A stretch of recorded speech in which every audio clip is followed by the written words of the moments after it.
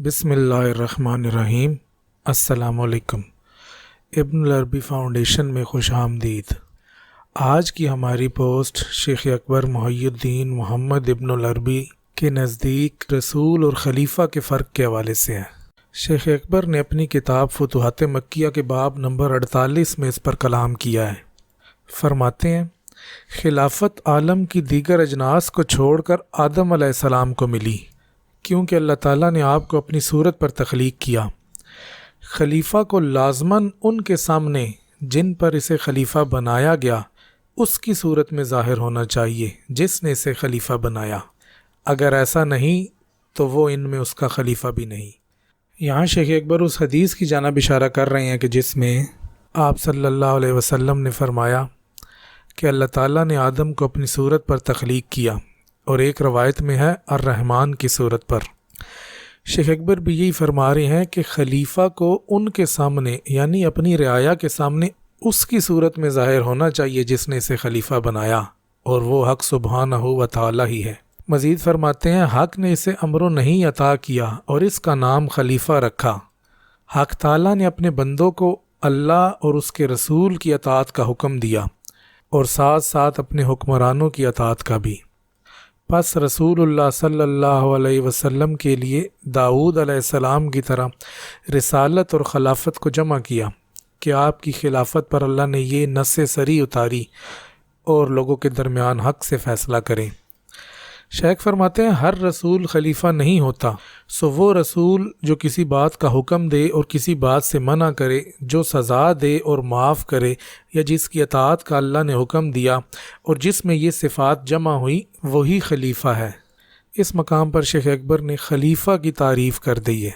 शेख के नज़दीक खलीफा वो है जो मुस्तकिल अम्र नही का हुक्म रखता हो, जो सज़ा और जज़ा का इख्तियार रखता हो, और वो कि जिसकी अताअत का ख़ुद अल्लाह ने हुक्म दिया हो, यही शेख अकबर के नज़दीक खलीफा है। जबकि वो शख्स जो अल्लाह के अम्र नहीं को आगे पहुँचाए और अल्लाह की तरफ से उसे ये इजाज़त ना दी जाए कि वो ख़ुद कोई हुक्म दे या किसी बात से मना करे, तो ऐसा शख्स रसूल है जो अपने रब का पैगाम पहुँचाता है। ये शेख अकबर के नज़दीक रसूल की तारीफ़ है। इन दोनों में फ़र्क ये है कि खलीफा हुक्म देने, मना करने, उसकी अताअत करने, सज़ा देने और माफ़ करने का कुल्ली इख्तियार रखता है, जबकि रसूल के पास ऐसा कोई इख्तियार नहीं। उसका काम तो इतना ही है कि अपने रब के पैगाम को उसके बंदों तक पहुंचा दे। शेख फरमाते हैं, यहाँ पर तुझे पता चला कि खलीफा और रसूल में फ़र्क क्या है। आगे फरमाते हैं, इसीलिए तो अल्लाह ताला ने अपने कौल में अलिफ और लाम का इस्तेमाल किया।